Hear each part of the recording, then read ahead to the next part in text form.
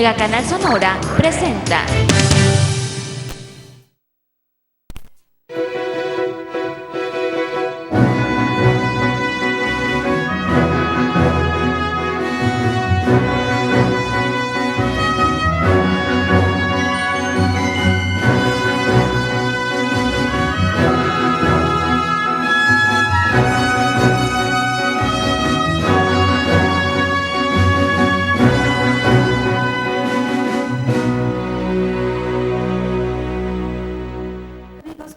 Qué bueno que nos acompañan en esta nueva emisión de su programa Segunda Mirada.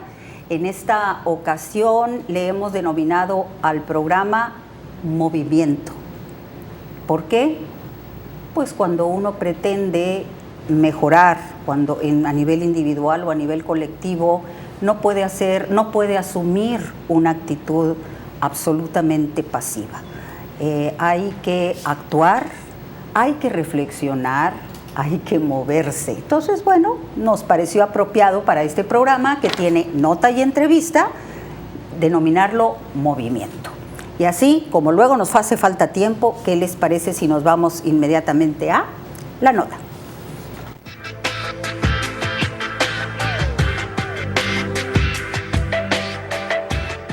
Pues con nosotros, sí, me da mucho gusto recibirlo, el investigador del Colson, Nicolás Pineda. Nicolás, muchas gracias por estar con nosotros. ¿Qué tal, Elizabeth? Encantado de estar en tu programa. Ya sabes que soy aquí tu fan. Muchas gracias. Nicolás, fíjate que, bueno, está el tema de las elecciones que de pronto a la gente le da, dice urticaria, ya van a empezar. No, aquí generamos reflexión, ¿no? Y entonces, la idea sería recordar un poquito. Hay muchos ciudadanos cumplidos que vamos y emitimos un voto cada 3 años, en el ánimo de aportar lo que se pueda aportar al quehacer político de nuestro país, que de pronto parece que no es mucho, pero bueno, esa es otra historia. ¿Cuál es digamos, en términos teóricos, qué significa el hecho de que nosotros vayamos a hacer este ejercicio de dar nuestro sufragio? Bueno, lo interpretaría yo como qué es el voto, ¿no? Así es, ¿qué es el voto? Yo creo que todos tenemos una idea bastante clara, ¿no? Uh-huh. Es esta decisión personal que hace cada ciudadano del país que está registrado en un padrón o en una lista nominal y que escoge de una serie de opciones, dijéramos, ¿no? Y bueno, no es una decisión, son varias decisiones, ¿no? Pero dijéramos, el voto es eso, es tachar una boleta que se nos da, donde ya hay una serie de opciones y vamos a escoger y nosotros participar en una decisión colectiva que a final de cuentas se va a procesar en base a un criterio o a un principio que se llama el principio de la mayoría, ¿no? Okay, sí. Entonces, pero ahí donde se dice que nuestro voto cuenta.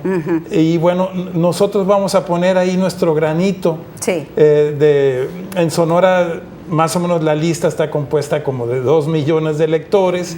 Y bueno, en el país obviamente es mucho más grande. Se espera, normalmente ya se sabe que hay una porción, digamos un 40% de la gente que no va a votar. Y yo creo que en esta elección de junio 2015 estaríamos votando o emitiendo nuestro voto, planteando nuestra propia decisión, uniéndola a los demás, aproximadamente 1.200.000 gentes. Ahora, yo lo quiero plantear desde el otro punto de vista. A ver. Yo quiero, no es que como yo no soy de ningún partido, pero sí me interesa mucho la cultura ciudadana, yo quiero verlo desde el punto de vista de los ciudadanos, ¿no? O sea, no tanto el conjunto del 1 millón y pico y todo eso, sino lo que representa para cada persona. Así es. Que ese día va a ir y va a haber mucha movilización en las calles y cualquier medio que abra va a estar hablando de eso, pero aclararle a la gente las opciones que tiene ella en lo personal, cada uno de nosotros en lo personal. Todo lo que hay detrás de esa acción, día, ¿no? Y las diferentes opciones del voto. Yo no vengo a decirles vota tal partido, tal color o tal candidato, no, sino que incluso hay unas que los partidos no les van a mencionar, que me gustaría a mí abordar. Pero entonces el voto es esa decisión de cada uno que aporta, que en la que se refleja cómo está viendo él la situación. cómo se refleja su realidad. Y lo que plantea ahí, digamos, ahí se puede resumir cómo está viendo la situación a nivel de municipio, a nivel de estado y a nivel de país. De país. Ahora, en teoría debiéramos de llegar a ese momento con un voto razonado, es decir, debemos haber evaluado, ¿sí o no? Es correcto, ¿no? Me parece. ¿A qué entendemos por voto razonado? Exactamente, ¿no? Lo que yo le preguntaría a la gente es, ¿cómo vas a tomar tu decisión? O sea, ¿cómo vas a decidir qué opción escoger? Obviamente estamos en un periodo de campaña, 3 meses para gobernador, 2 meses para los diputados y alcaldes, ¿no? Donde estamos oyendo cantidad tremenda, a veces de más, de lo que le llaman spots publicitarios, de radio, de televisión y hasta ahora también en internet, las redes sociales, Twitter y eso, y no se diga en el periódico y las revistas, ¿no? Entonces, pero lo que tú me preguntas me parece clave y es muy importante, y es lo que yo quería más o menos decirle a la gente. Yo vería 3 motivos o causas o criterios cómo la gente puede decidir su voto. Uno sería el voto razonado, el otro sería el voto interesado y el otro sería el que yo le llamo el voto comprado, ¿no? A ver. Si me permites, una breve... adelante, sí. El voto razonado es como debe de ser el voto y es la manera más correcta de decidir cómo votar. O sea, en base a cómo nosotros veamos la situación, y en base al análisis que nosotros hagamos, vamos a escoger entre los partidos y entre los candidatos cuál consideramos que responde o conviene más a la situación actual. Eso es el voto razonado. Cómo veo a Hermosillo, el municipio o donde nos estén escuchando, Cajeme, Nogales, etcétera, o cómo veo al Estado, sobre todo los diputados y para el gobernador, diputados locales y el gobernador, y cómo veo al país para los diputados federales, ¿no? Entonces, esto sería el voto razonado. Pero yo ubico otro tipo de voto que le llamo el voto interesado, que algunos también llaman mucho el voto duro. El voto interesado yo lo ubico en aquel que no hace un razonamiento muy complicado, sino que nomás ve su beneficio personal. No piensa por el municipio, el estado o el país o la situación general, sino dice... Y generalmente son los que trabajan directamente con el candidato, sus familiares, sus amigos, y dicen, yo conozco a fulano. Y bueno, donde no está es lo más correcto es cuando dice, me va a beneficiar a mí en lo personal. Que hay mucha gente que piensa así. El que espera llamémoslo con el término más coloquial, una chamba, o que espera hacer negocios con él, o que piensa que lo va a favorecer en algún lado, que va a tener alguna palanca, dijéramos. Que esta es la forma coloquial, no es que sea ilegal, pero a veces no es la mejor motivo. No es lo que nos beneficia a todos. En algunos casos incluso se puede exagerar esto.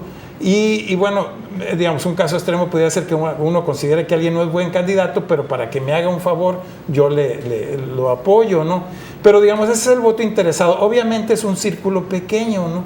Ahí pudiéramos hablar un poquito del voto duro, pero quiero llegar al tercer tipo, el voto comprado, que también se llama voto clientelar. Este es ilegal, no es el democrático, no es razonado. Es cuando se obtiene un voto con engaños, con amenazas, y es cuando generalmente se pueden pedir la credencial del elector. Y la definición de un voto comprado es cuando el que decide cómo se vota no es ni siquiera el que emite el voto formalmente, sino que con engaños lo hacen votar de otra manera. Puede estar presionado, amenazado, puede ser que le quiten la credencial de elector. Esto hay que evitarlo, incluso hay que denunciarlo. Hay instituciones donde se denuncia esto, y esto pues no debe de ser así, ¿no? Lo correcto es hacer un voto razonado. ¿Cuál considero yo que es lo que más conviene al país, al estado, al municipio? ¿Cuál sería lo más conveniente para mejorar la situación? ¿Cuál es? A veces podemos pensarlo de manera inversa, ¿cuál es el menos malo, ¿no? De plano. Sí. Oye, pero aquí hay un detalle. Tú eres un acucioso observador de todo lo que tiene que ver con este tipo, de este y otros temas, ¿no?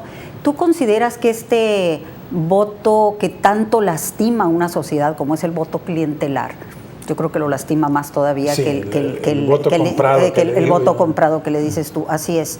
¿Tú crees que este voto ¿Ha disminuido, se ha mantenido, ha crecido? ¿Qué ha pasado con él a la luz de toda esta serie de modificaciones electorales y vigilancias y demás?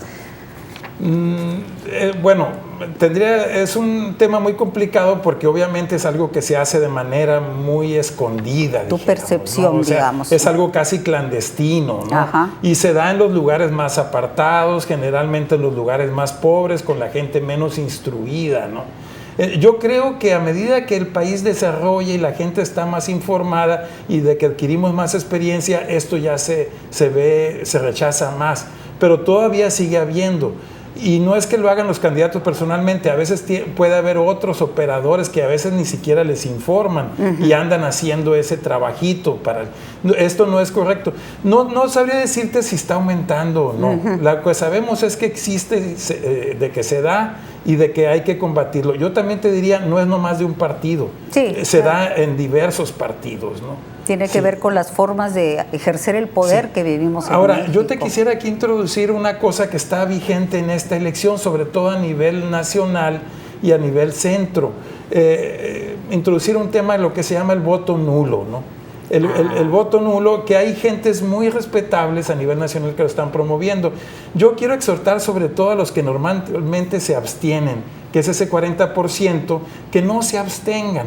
La abstención o sea, que no dejen de ir a votar ese día. La abstención generalmente adquiere un significado de que yo estoy conforme con la situación como está y mi opinión no cuenta o yo no quiero dar mi opinión. Yo les recomiendo a los que se abstienen o a los que sobre todo si no están de acuerdo con la situación o ninguna opción les satisface o consideran que no saben ni por dónde, que vayan a votar aunque voten nulo. Votar nulo significa no escoger ninguna opción, sino tachar toda la boleta, ¿no? Si tú te abstienes, es decir, yo acepto la decisión de los demás. El que cae otorga, pues. Exacto, sí. Okay. Pero el que va y vota nulo, y sobre todo si le parece que no hay ninguna opción aceptable, que ninguna responde a sus expectativas, yo les sugeriría a ellos, no te abstengas, mejor vota nulo, ¿no? Es decir, porque los votos nulos sí se contabilizan, pues. Se contabilizan para el conteo final, así es, pero no cuentan para los partidos, ni para las prerrogativas, ni para los plurinominales, ¿no?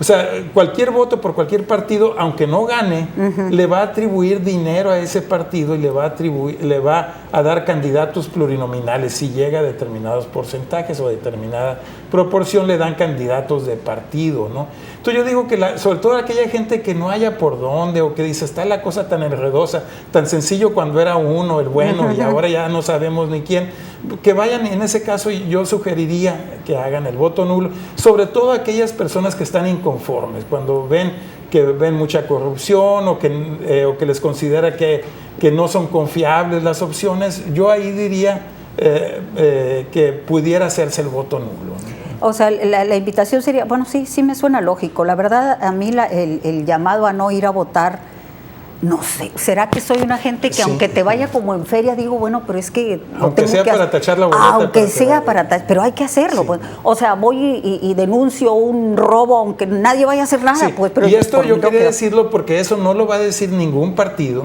ni lo va a decir el INE, el Instituto Electoral tampoco, ¿no? Pero como ciudadano, yo creo que nosotros ciudadanos tenemos la opción del voto nulo. Oye, Nicolás, antes que se nos acabe el tiempo, no me marques el tiempo todavía. Una pregunta más y ya. Una pregunta. El tema de cómo ves, ¿cuál sería la diferencia más evidente que tú ves entre lo que sucedió a nivel ciudadano, a nivel de ánimo para votar hace 3 años, hace 6 años, y lo que está pasando en este momento? ¿Cómo ves a la ciudadanía tú hoy, en este momento, en ese llamado a que acudamos a las urnas? Bueno, si me pides que compare las elecciones, pues yo vería cada vez un ciudadano con más conocimiento de causa, veo un electorado más complejo, veo también las opciones más reñidas entre ellos. Yo esperaría una elección muy competida, ¿no?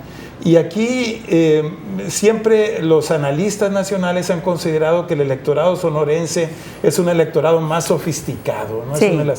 Yo aquí quisiera introducirte una cosa que pasa en Sonora y que también no la van a decir ningún partido ni el INE, pero que me